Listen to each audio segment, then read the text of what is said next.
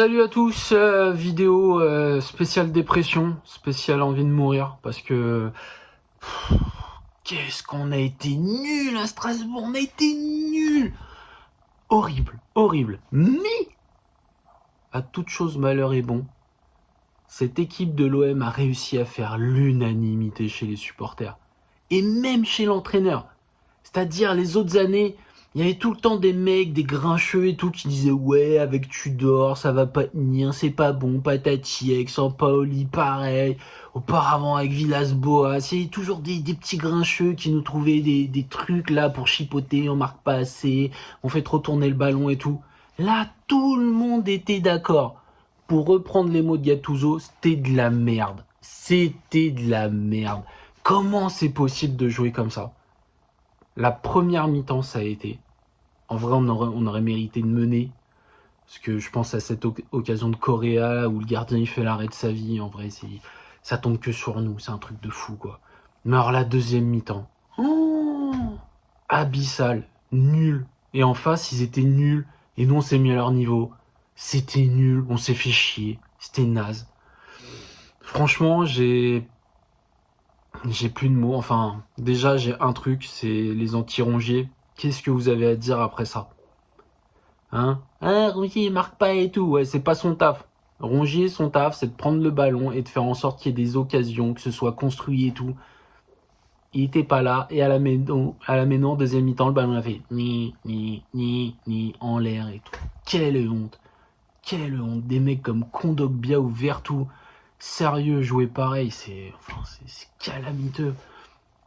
Je sais pas si vous avez noté le nombre de fois, notamment sur le côté gauche, où le gars qui débordait, je me rappelle de 2 fois juste pour Lodi et une fois pour Vertou, où le mec a totalement dévissé son centre du gauche parce qu'il était en déséquilibre. Quelle honte! Oh là là. Donc la morale de l'histoire, c'est que on va jouer le maintien. On peut rien faire d'autre, en vrai.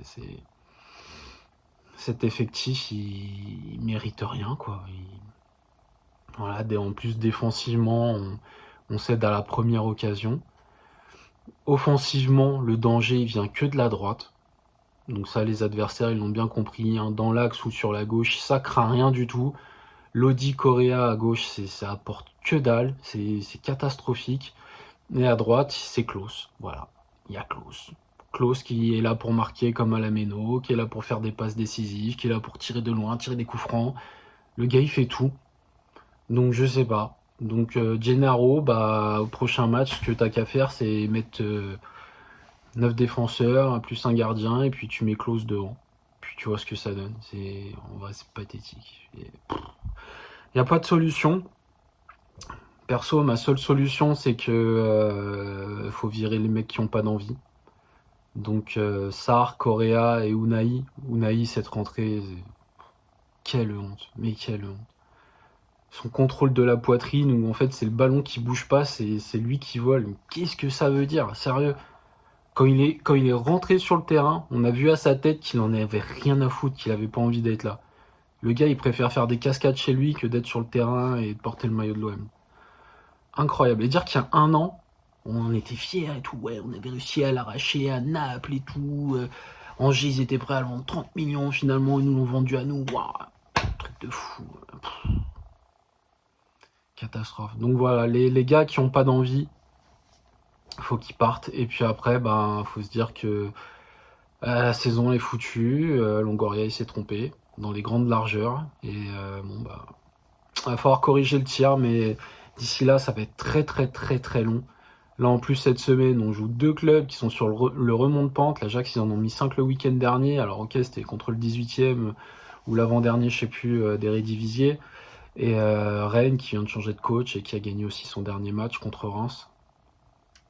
Ça va être dur. On en est à se dire que même contre lui, on n'est pas sûr de gagner. C'est moche. Donc voilà, vidéo ultra dépressive. Mais après ce qu'on a vu samedi soir, là je vois plus aucun motif d'espoir, de satisfaction. Vivement le mois de mai qu'on passe à autre chose là, parce qu'il n'y a rien à tirer de ces gens-là. Hein. Un de ces jours.